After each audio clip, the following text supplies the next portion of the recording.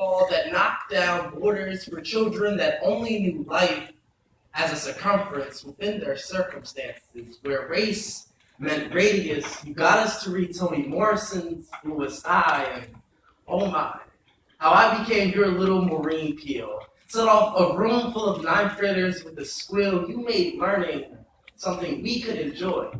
Our daily lunchroom gossip filled with literary devices. We'd say Miss Taylor is just like a wrecking ball, knocking down empty homes housed in the minds of students. She created new foundation and gave us the pieces to grow.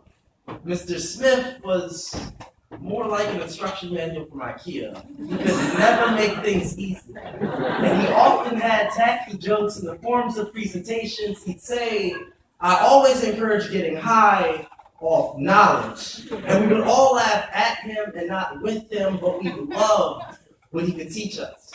As a history teacher, he taught us that this is where we come from, but does not mean where we stay. And just like a nomad, you should not dwell in one place. The world is no different than a high school textbook. So go to Iraq, Iran, Japan, play in Egypt's sand, then come back and teach for America. Mr. Smith was like an instruction manual that taught us how to put the pieces together.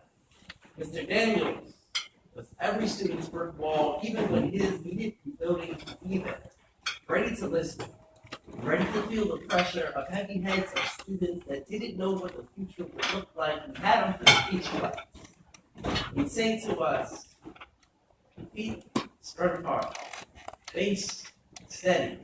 If a hurricane could come whirling in, you better give it eye contact and not flinch. If things fall apart around you, be a brick wall. Keep your composure. Everything will be okay.